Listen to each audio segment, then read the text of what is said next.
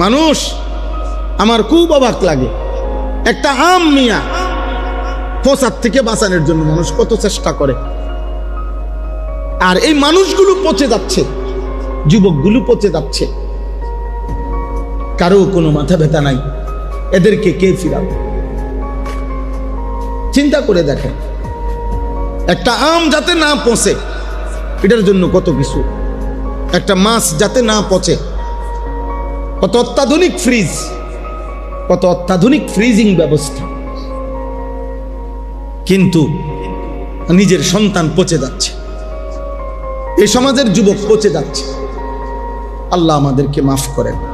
আল্লাহ বলেন লা ইয়াকুলুন্না মা ইয়াহবিসু, এই দেখেন তরজমা শুনেন তাইলে এই কথা শেষ।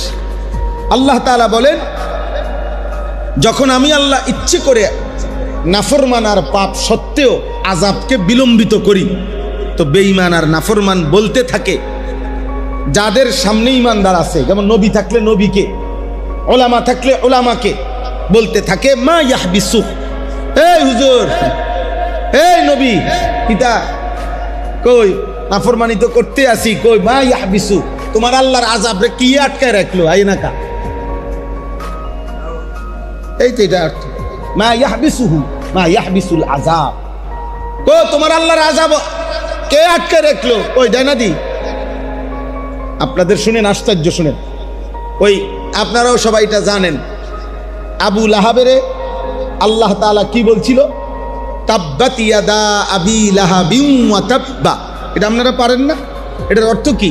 অর্থ হলো আল্লাহ আবু লাহাবকে বলছে, আবু লাহাব তোর দুই হাত ধরে নে, আমার বন্ধুর নাফরমানির কারণে ধ্বংস হয়ে গেল।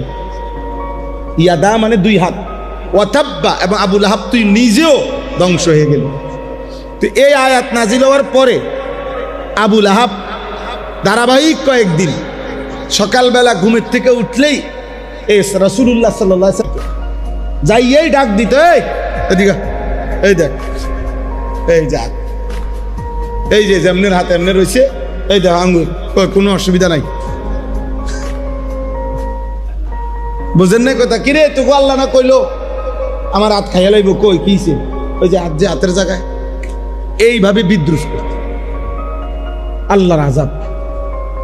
অনেক ছেলে পেলে দেখেন, কোন আলেমে দিন মহব্বত করেও যদি কেউ নেককার, কেউ নামাজের জন্য হেতা হাসে, মানে হেতে বুঝায় যে বেকুবে কি কয়, আমি গিতাম নামাজ পড়ি, আমি কি পাগল নাকি? ওই আমগো গ্রাম্য একটা কথা বলে, গ্রাম্য একটা কৌতুক আছে, ওই যে গরু মসজিদে ঢুকছে, মানুষে ফিডা দিছে, তো গরুর মালিক কইতেছে, কয় ও গরু জানি অবুঝ প্রাণী, বুঝে না দেখ কেন মসজিদে ঢুকছে, আমি বুঝের মানুষ, আমার জীবনে দেখছেননি কোনোদিন মসজিদে, বুঝেন না? আমার কি জীবনে কোনোদিন দেখছেননি মসজিদে, আমি বুঝের মানুষ দেখে তো মসজিদে আই নেবে, গরু একটা অবুঝ প্রাণী, এর লেগে না মসজিদ। তো আমগরে আমরা যারা 5 ওয়াক্ত নামাজ পড়ি, এই নাফরমান গুলো মনে করে আমরা এলাম কি অবুঝ প্রাণী, আমরা বেউকুফ, আমরা আহম্মক, ওই চালাক, ওই চালাকে ওটা বুঝছে শুক্রবারে 2 রাকাত পড়লে সারে, হ্যাঁ কিন্তু 1 সপ্তাহ লাগাইয়া নামাজ পড়ে ব্যাক করলি। আর কোনো চালাকে বুঝছে সবে বরাত সবে কদর সাইয়া কদুর ঠিক মতো ইবাদত করে লাইলি তো ক্লিয়ার। হ্যাঁ, সারা বছর বুঝি এই নামাজ লইয়া পড়ে থাকলে হইব, সবে বরাত আছে না, সবে কদর আছে না, ওই রাইতে তো উনি ক্লিয়ার করে লাগবে সব এক রাত। আবার আরো বেশি বুদ্ধিমান আছে, আরো বালা চালাক, যে 90 বছর পরে গুনাহ, পাপ, চুরি, চামারি, সুদ, কিস্তি, গালি, সিনেমা, নাটক, বিড়ি সব খাইয়া শেষ কইরা এখন যেদিন মরার টাইম হইছে, লম্বা হইয়া সোজা হইয়া গেছে, দম টানা শুরু করছে, এইবার পুতেরে দৌড় দিয়ে হুজুর আনছে আনোয়ার বাইরে, ধরেন 500 টাকা দিলাম, আব্বারে তোবা ভরাইয়া আব্বার ব্যস্ত টাকা তোর ক্লিয়ার করে দেন। বাহ, সুবহানাল্লাহ, মাত্র 500 টাকা দিয়া আল্লাহর রহমতে 60 বছরের সমস্ত বাটফারি ক্লিয়ার,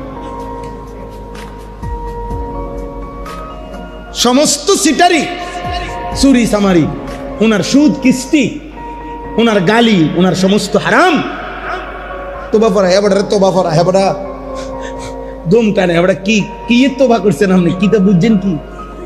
আপনি কিসের তওবা বলছেন? হ্যাঁ, তামাশা না?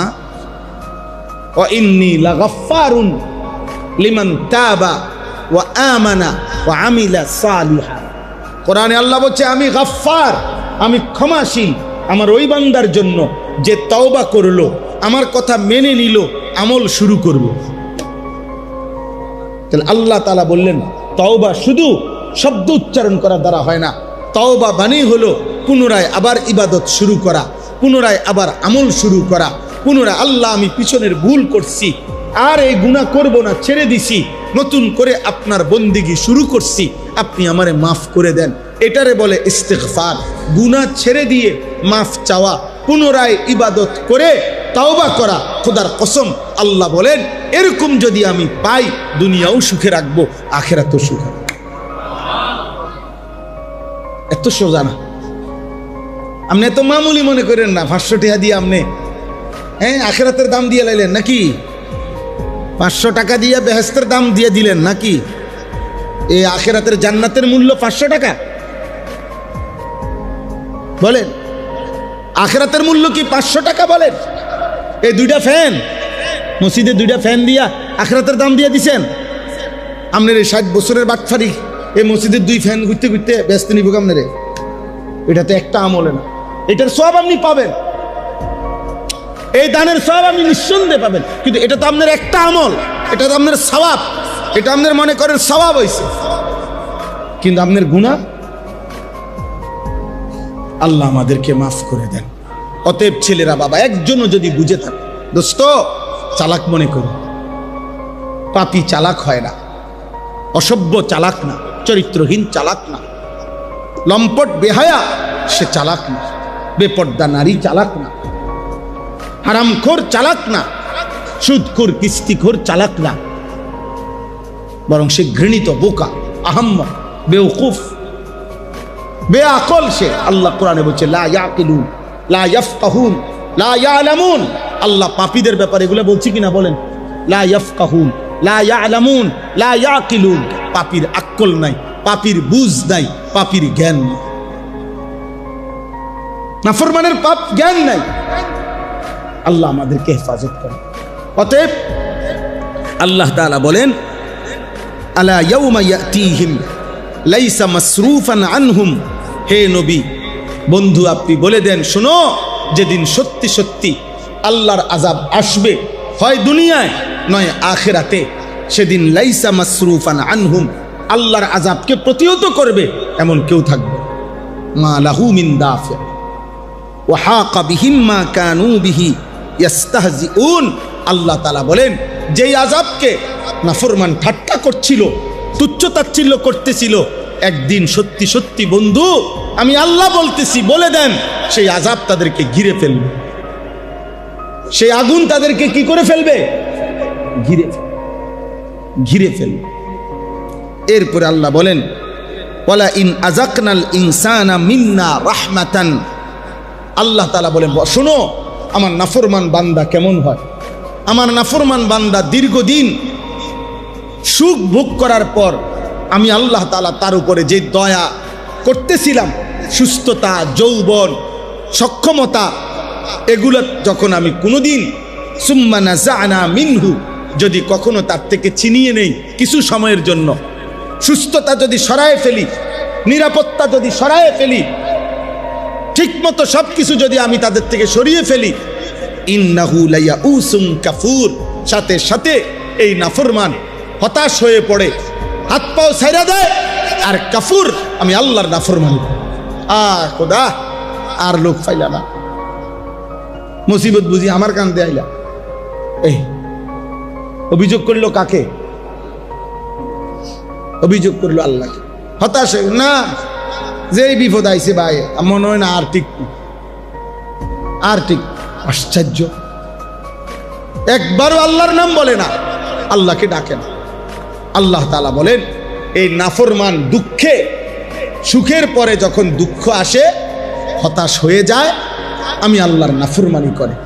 ওয়ালা ইন আযাকনাহু এই 3 নম্বর আয়াত, ওয়ালা ইন আযাকনাহু না'মা বা'দা দাররা মাসাতহু, আবার দীর্ঘদিন আযাব, মুসিবত, পেরেশানি, বিপদ ছিল, সেটা যখন আমি সরিয়ে আবার পুনরায় তাকে আমি নেয়ামত দেই, সুখ দেই, তো এইবার সে বলে ওঠে লা ইয়াকুলান্না, এই বেঈমান এবার বলে কি, যাহাবাস সাইয়্যাতু আন্নি, ভাই কিছু যায় ঝামেলা ছিল সব দূর হয়ে গেছে, এখন ক্লিয়ার। আমি কয়দিন আগে একজন জিজ্ঞাসি, ভাই আমি চিনি উনারে, একটু পেরেশানিতে ছিল, যায় ঝামেলা, মামলা সামলা হামলা অনেক ঝামেলায় ছিল। আমি বললাম এই দিন দেখা হয়েছে, আবার বললাম কি অবস্থা এখন, হুজুর মোটামুটি গুছাই নিছে মিলাই নিছে আর কি, মিলাই নিছে, বুঝেন না কথা। হ্যাঁ, এখন নতুন যারা তাদের সাথে পুরাতন মিলাই নিছে, ঠিক আছে ভাই এখন আমনে খান, আগে তো আমি খাইছি। হ্যাঁ, বুঝেন নাই হিসাবটা, আগে আমি সামনে ছিলাম, আমনে পিছে আসিলেন, আমনে সামনে থাকেন, আমি পিছে আছি, মিলাই নিছি। আস্তাগফিরুল্লাহ। আহা, আল্লাহ তাআলা বলেন ইন্নাহু লাফারিহুন ফাখুর, নাফরমান আবারও পুনরায় সুখ পাইয়া উল্লাস করে, ফারিহুন আর ফাখুর অহংকার করে, আবার আমাকে ভুলে যায়, মনে পড়ে না আমি আল্লাহ। তাহলে আল্লাহ তাআলা বলেন দুঃখেও বেঈমান আমাকে মনে করে না, সুখেও বেঈমান আমাকে কি করে না। শেষ আয়াত, ইল্লাল্লাযীনা সাবারু ওয়া আমিলুস সালিহাত, তবে আমার যেই সকল বান্দা সকল অবস্থায় সবর করে, সুখে কিংবা দুঃখে, আনন্দ কিংবা বেদনা, সর্বাবস্থায় যারা সবর করে। সবর মূলত অর্থ হইল, আমরা যদিও বুঝি যে সবর শব্দের অর্থ ধৈর্য, আসলে সবরের প্রধান অর্থ হইল আল্লাহর বিধানের উপরে মজবুত থাকা, অর্থাৎ আমার দ্বারা গুনাহও হবে না, আমার দ্বারা আমলও ছুটবে না, এই মজবুতির সাথে টিকে থাকা আল্লাহর হুকুমের উপরে, এটাকে বলা হয় মূলত সবর। ইনকিবাজুন নফস খাউফা ইরতিকাবিল কবিহ, গুনাহ আর পাপে লিপ্ত হওয়ার ভয়ে অন্তরকে সংকুচিত করে রাখা, হায়া বলে এটাকে, সবর বলে এটাকে, হায়া বলে। মজবুত থাকা, মজবুত থাকা। আল্লাহ বলেন এই আমার যেই বান্দা এরকম সবর করে, মজবুত থাকে, যে আমি সুখে কিংবা দুঃখে গুনাহ করব না, ইবাদতও কি ছাড়ব না। আবার ও আমিলুস সালিহাত, নেক আমলগুলো করতে থাকে। আল্লাহ বলেন উলাইকা লাহুম মাগফিরাতুন ওয়া আজরুন কাবীর, আমি আল্লাহ তাআলা তাদের জিন্দেগীর সমস্ত গুনাহ মাফ করে দিব এবং আজরে কবীর, সর্বশ্রেষ্ঠ বিনিময় জান্নাত দিয়ে দেব, জান্নাত দিয়ে দেব। এজন্য আমার ভাই, আমরা মুমিন, আমরা মুসলমান, আমরা ঈমানদার, আমাদের আল্লাহ আছে, আমাদের নবী আছে, আমাদের কোরআন আছে, আমাদের ধর্ম আছে। আমরা বিশ্বাস করি, ইয়াকিন করি, সুখে কিংবা দুঃখে আল্লাহর পক্ষ থেকে। আমি যখন হাসি তাও আল্লাহর পক্ষ থেকে, আমি যখন কাঁদি তাও আল্লাহর পক্ষ থেকে, আমার যখন সুস্থতা তাও আল্লাহর দান, আমার যখন অসুস্থতা তাও কার ইচ্ছা? আল্লাহর ইচ্ছা। আমার লাভ হইতেছে আল্লাহর ইচ্ছা, আমার লস হইতেছে আল্লাহর ইচ্ছা, আল্লাহর ইচ্ছা। হযরত আইয়ুব আলাইহিস সালাম 70 বছর সুখে আল্লাহর ইবাদত করছে, 18 বছর দুঃখে, রোগে, যন্ত্রণায় আল্লাহর ইবাদত করছে। তো 18 বছর পরে যখন সুস্থ হয়েছে, আইয়ুব আলাইহিস সালাম আল্লাহকে জিজ্ঞেস করছে, কিতাবে আছে যে হে মহান আল্লাহ, আয় আল্লাহ আপনি 18 বছর ধরে একটানা আমারে এ কষ্টে, মুসিবতে, রোগে রাখলেন কেন? এমনি জানতে চাইছে। আল্লাহ তাআলা বলছে, আইয়ুব আমি দেখতে চাইছিলাম সুখের সময় 70 বছর তুমি আমারে যেমন ডাকছো, দুঃখের সময় তুমি আমাকে ডাকো কিনা। আমি সাক্ষী দিচ্ছি আইয়ুব, তুমি সুখেও আমাকে ডাকছো, দুঃখেও আমাকে ডাকছো, কিন্তু তোমার প্রশ্ন দুঃখ আমি তবুও এতদিন দিলাম কেন? তো আল্লাহ তাআলা বলছে, আইয়ুব সুখের সময় 70 বছর তুমি আমারে ডাকছিলা, আমি অভিযোগ নাই আমার তোমার প্রতি, কিন্তু বিশ্বাস করো আইয়ুব, আমার জাতের কসম, আল্লাহ বলছে 70 বছর সুখের সময় আমারে যে তুমি ডাকছো, 18 বছর দুঃখ আর যন্ত্রণার রোগের সময় আমারে যে তুমি ডাকছো, আল্লাহ পাক বলেন, আমার জাতের কসম আইয়ুব, দুঃখ আর বেদনা, রোগ আর শোকের সময় আমারে যে ডাকছো, এই ডাকে আমি বড় বেশি। 70 বছরের ডাকের চাইতে অসুস্থতার 18 বছরের ডাকে আমি আল্লাহ মজা পাইছি বেশি। আমি মজা পাইছি বেশি। আমি তোমার সুখের ডাকও শুনছি, দুঃখের ডাকও শুনছি, কিন্তু আমার দুঃখ ভরা বেদনা ভরা ডাক আমার ভালো লাগছে বেশি। এই জন্য আমি তোমার দুঃখের ডাক শুনতে চাইছি, এই জন্য এত লম্বা তোমারে দুঃখে রাখছি। তাইলে আব্বা আল্লাহ তাআলা বলেন, ইল্লাল্লাযীনা আমানু ওয়া আমিলুস সালিহাত। একজন ছেলেও যদি বুঝো, একজন ছেলে, ভাইয়া তো তোমাকেই বলছি, আমার কোনো দল নাই, আমি কোনো নির্বাচনে প্রার্থী না, আমি কোনো আস্তে আস্তে মানুষ জমাইতেছি এমন না। অতএব আমাদের স্বপ্ন এটাই, একজন হোক 10 জন হোক, কখনো কোথাও কেউ যদি আল্লাহর দিকে ফিরে, আল্লাহর দয়া, এটাই আমাদের কি স্বার্থ, এটাই আমাদের স্বার্থ। আল্লাহর দিকে কোনো এক বান্দা ফিরবে, আল্লাহকে চিনবে, আল্লাহর ইবাদত করবে, এই সফলতা, এই সফলতা আল্লাহ আমাদেরকে তৌফিক দান করে। আমাদের সমস্ত মাদ্রাসা, আমাদের মসজিদগুলো, ওলামায়ে কেরাম, তালিবে এলেম, সব কিছু নিয়ে আমাদের ফিকির এটাই। এই যে মাদ্রাসাগুলো কি করে, মাদ্রাসাগুলো আমরা কি বুঝি না? কতজন কত বিদ্রুপ করে, আমাগো আয় কম, আমাগো টাকা কম, আমাদের দুনিয়া বিপদ পদবী কম, আমাদের সরকারি মূল্যায়ন কম, আমাদের আর্থিক সমৃদ্ধি কম। এত কথা শোনার পরে আমরা কি বুঝি না? কথা বলেন না? আমরা কি 1 লাখ টাকা সুদে লাগাইলে, 10 লাখ টাকা সুদে লাগাইলে কিছু লাভ হইব? আমরা এটা বুঝি না? এটা না বুঝার আছে কিছু? বলেন না? বাটপারি সিটারি করলে, লোন নিলে, কিস্তি নিলে আমিও বড় ব্যবসা করতে পারবো, এই কথাটা আমি বুঝি না? কথা বলেন না? এটা না বুঝার কি আছে? কিন্তু আখেরাত, আখেরাত মৃত্যুর পরবর্তী জীবন, সেটা কি হবে? এজন্য হৃদয়ে যার আখেরাত, হৃদয়ে যার কবর, হৃদয়ে যার পরকাল, ওইখানে মনে পড়লে না সে থাইমা যায়। আর এটা যে ভুলে যায়, তার তো সবই করতে, তার তো আর কিছু পার্থক্য না। আমি তো কুমিল্লা ভিক্টোরিয়া কলেজ থেকে মাস্টার্স পাস করছি, সরকারি আলিয়া মাদ্রাসার থেকে টাইটেল পাস করছি, কওমি মাদ্রাসার থেকে দাওরা পাস করছি। তো আমিও তো বুঝি আব্বা, এই ব্যবসা কেমনে, টাকা পয়সা কেমনে কামাই করতে হবে। আমি তো কুমিল্লা ক্যান্টনমেন্ট থাকি, তো কুমিল্লা ক্যান্টনমেন্টের মধ্যে একটা বড় মার্কেট, বড় শপিং সেন্টার, একটা কিছু করা, আমি বুঝি আব্বা। না বুঝার কি আছে? যে কোনো হুজুরি তো বুঝে এটা। বেচারা আজকে 10 বছর 5 বছর মনে করেন একটা মসজিদে ইমামতি করে, 10, 12, 14 হাজার টাকা। ও বেকুব এই কারণে না? কি মনে করেন বেকুবের কারণে নাকি? সে বুঝে না যে পয়সা রোজগার করার আর কোনো মাধ্যম তার কাছে জানা নাই, এরকম কথা বলেন না কেন? সে পারবে না ব্যবসা করতে। একটা অটো ড্রাইভার যদি মাসে 30,000 টাকা, সিএনজি ড্রাইভার কামাইতে পারে, একটা মারুতিওয়ালা যদি মাসে 1 লাখ টাকা কামাই করতে পারে, এ হুজুর পারতো না? এ বুঝতো না নাকি? এটা তাহলে বুঝবে না, কিন্তু সে বুঝে আমি খাইয়া না খাইয়া আমার আল্লাহর দ্বীনের খেদমত করতে হবে, আল্লাহর বান্দাদেরকে দ্বীন শিখাইতে হবে। কোরআন আমাদের এই যে সাদুল্লাহ, হাফেজ মাওলানা সাদুল্লাহ ভাই, আজ কত বছর এই মাদ্রাসায়, আলহামদুলিল্লাহ, যথেষ্ট বুদ্ধিমান বিচক্ষণ ছেলে। আমি তো জানি ব্যক্তিগতভাবে, তাকে চিনি। তাইলে এই সমস্ত নওজোয়ান আলেম, এই যে মাওলানা নওজোয়ান, তো এই সমস্ত নওজোয়ান আলেম উপার্জনের জন্য অন্য কিছু করতে পারবে না। কথা বলেন না আপনারা? তো আল্লাহর দিকে চাইয়া, আখিরাতের দিকে তাকায়া মুসলমানের সন্তানকে দ্বীন শিখানোর জন্য পড়ে আছে। আপনাদের এটা বোঝা উচিত। এই জন্য আপনাদের কাছে অনুরোধ, সব সময় মসজিদ, মাদ্রাসা, দ্বীনি পড়ালেখা যেখানে হয়, কোরআন সুন্নাহর ইলম শিখা হয়, আপনাদের ঈমানের দাবি এটা, আপনারা এর পক্ষে থাকা উচিত। বলেন ইনশাআল্লাহ?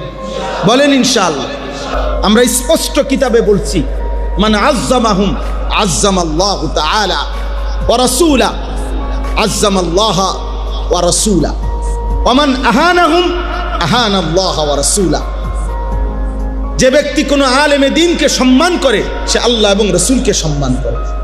যে ব্যক্তি কোনো আলেমে দ্বীনকে অপমান করে সে আল্লাহ এবং রাসূলকে অপমান। কোরআনুল কারীমের মধ্যে আল্লাহ তাআলা বলছেন প্রত্যেক নেককার ঈমানদার আল্লাহর প্রিয় বান্দা যারা জীবনভর ঈমান আমল ইবাদতের উপরে ছিল, মৃত্যুর পূর্বেই আল্লাহর কুদরতে আল্লাহ পাকের একদল ফেরেশতা মালাকুল মউত আজরাইল আসার আগেই ওই ব্যক্তির কাছে চলে আসবে, এসে বলবে যে হে আল্লাহর বান্দা, দুনিয়ায় তুমি পরিবার বাচ্চা কাচ্চা যা রেখে যাচ্ছ এদের ব্যাপারে তুমি কোনো চিন্তা করবা না, আর সামনে কবর থেকে নিয়ে যত ঘাটি আছে জান্নাত পর্যন্ত কোনো ঘাটির ব্যাপারে তুমি কোনো ভয়ও করবা না, বরং আমরা এখনই তোমাকে দুনিয়ায় থাকতেই জান কবজের পূর্ব মুহূর্তেই আমরা আল্লাহর পক্ষ থেকে তোমাকে জান্নাতের সুসংবাদ শুনায় দিলাম।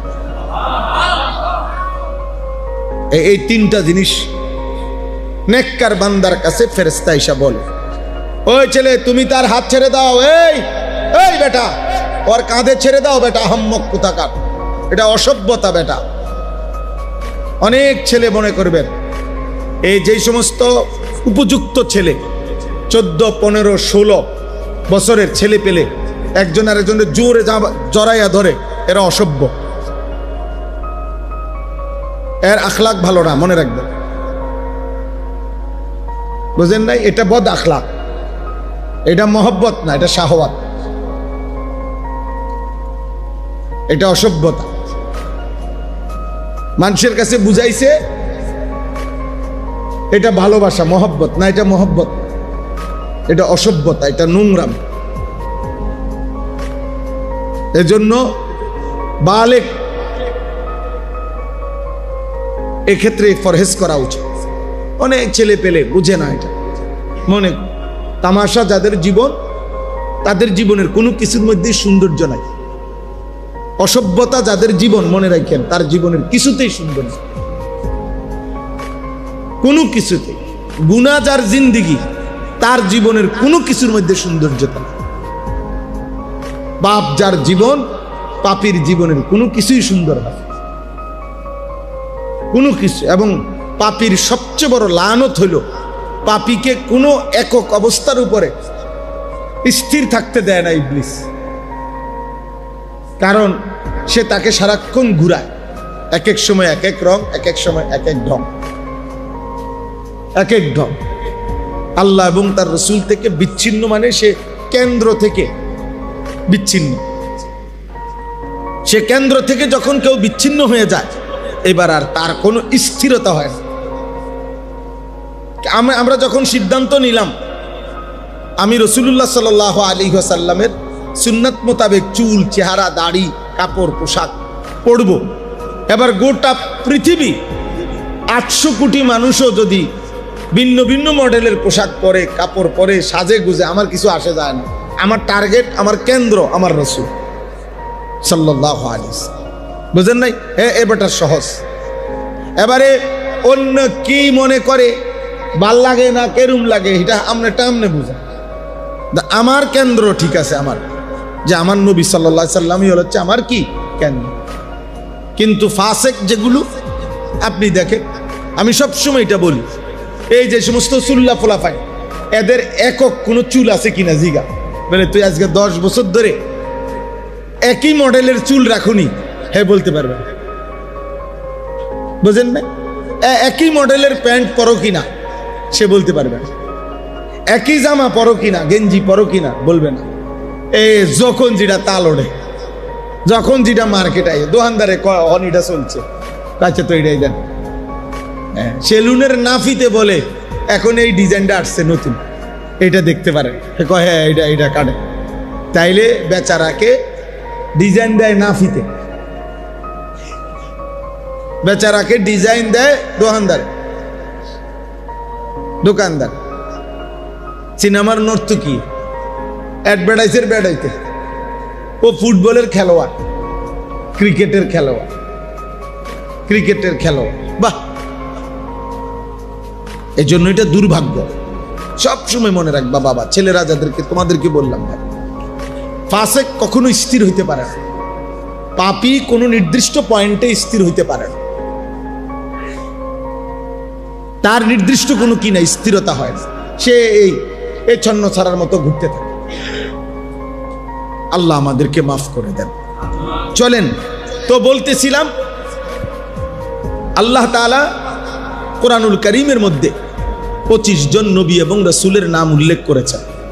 তন্মধ্যে 5 জন এমন নবীর নাম আছে কোরআনে, যেই 5 জন নবী মানুষদেরকে আল্লাহর দিকে ফিরাবার জন্য, নিজের কওম, নিজের সম্প্রদায়কে আল্লাহর দিকে ফিরানোর জন্য কুফর, শিরিক, মূর্তি পূজা, জুলুম, অন্যায়, অনাচার, পাপ, অশ্লীলতা, গুনাহ থেকে ফিরাইবার জন্য জান প্রাণ আপ্রাণ চেষ্টা করছেন।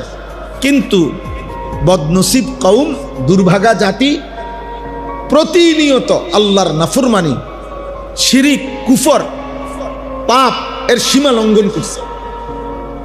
অর্থাৎ নবী যতই ডাকছে ততই তারা আল্লাহর থেকে দূরেই সরছে, পাপের সীমা অতিক্রম করে ফেলছে। ফলে আল্লাহ তাআলা ওই 5 জন নবীকে, উনাদের যে কওম, এই 5 জন নবীর সম্প্রদায়, জাতিকে আল্লাহ তাআলা চিরতরে একেবারে গোষ্ঠী শুদ্ধা ধ্বংস করে দিয়েছে আল্লাহর আযাব দিয়ে। একদিন আল্লাহর আযাব আসছে, ওই আযাবে এই 5 জন নবীর কওম, কোরআনে যাদের বর্ণনা বিস্তারিত আল্লাহ উল্লেখ করছেন, যাদের কওমকে আল্লাহ তাআলা একেবারে আযাব দিয়া শেষ করে দিয়েছে। ছোট বড়, নাবালক সাবালক, কোলের বাচ্চা, পেটের বাচ্চা, দুধের বাচ্চা, জওয়ান, বুড়া, নারী, পুরুষ, একদম শেষ করে দিয়েছে আল্লাহ তাআলা। এরকম 5 জন নবীর ঘটনা কোরআনুল কারীমে আছে। সেই 5 জন নবী হলো নূহ আলাইহিস সালাম, 2 নম্বরে হলো হুদ আলাইহিস সালাম, 3 নম্বর হলো সালেহ আলাইহিস সালাম, 4 নম্বর হলো লূত আলাইহিস সালাম, 5 নম্বর হলো শুআইব আলাইহিস সালাম। এই 5 জন নবী, যাদের কওম আল্লাহর এই জমিনে সবচেয়ে বেশি পাপের, নাফরমানির, গুনার, অবাধ্যতার সীমা লঙ্ঘন করছে।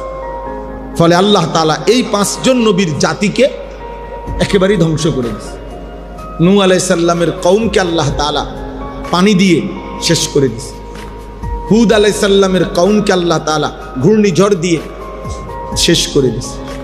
সালেহ আলাইহিস সালামের কওমকে আল্লাহ তাআলা একজন ফেরেশতার বিকট চিৎকার দিয়ে, মানে একজন ফেরেশতা চিৎকার দিছে, আওয়াজ, এক চিৎকারে কান ফাইটা পুরা জাতি মরে গেছে।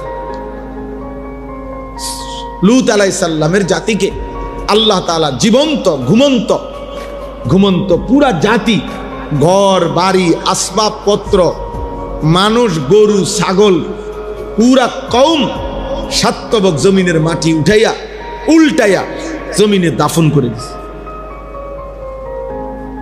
শুআইব আলাইহিস সালামের জাতি ওই সালেহ আলাইহিস সালামের কওমের মতো ফেরেশতার বিকট চিৎকার দিয়ে রাত গভীরে, ফজরের পূর্ব মুহূর্তে আল্লাহর আযাব, কান ফাইটা সব মরে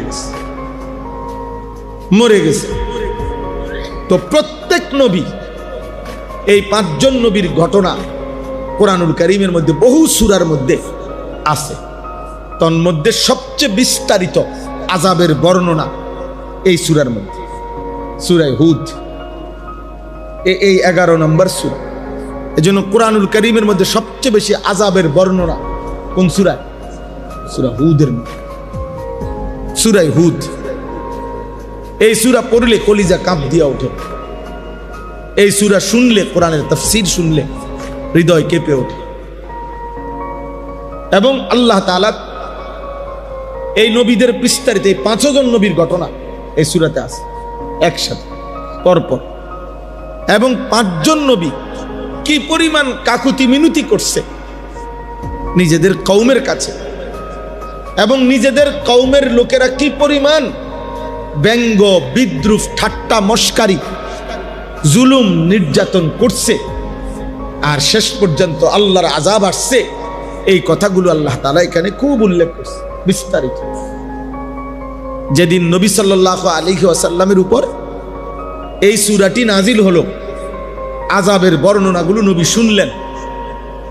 এর কিছুদিন পর আল্লাহর নবী সাল্লাল্লাহু আলাইহি ওয়াসাল্লামের দাড়ি মুবারকের কয়েকটা চুল সাদা হয়ে গেছে। হযরত আবু বকর সিদ্দিক রাদিয়াল্লাহু তাআলা আনহু বললেন, ইয়া রাসূলুল্লাহ, আপনার দাড়ি মুবারকের চুল তো সাদা হয়ে গেছে, আপনি তো বুড়ো হয়ে যাচ্ছেন। কাদ শাইয়াবতা। আল্লাহর নবী সাল্লাল্লাহু আলাইহি ওয়াসাল্লাম বললেন, আবু বকর শোনো। নবী চোখের পানি ফেলে বললেন, সূরা হুদ, শাইয়াবাতনি হুদ, সূরা হুদের আযাবের বর্ণনা আমারে বুড়া বানায় ফেলছে, আমাকে বুড়া বানায় ফেলছে। এই সূরার মধ্যে আল্লাহ তাআলা এই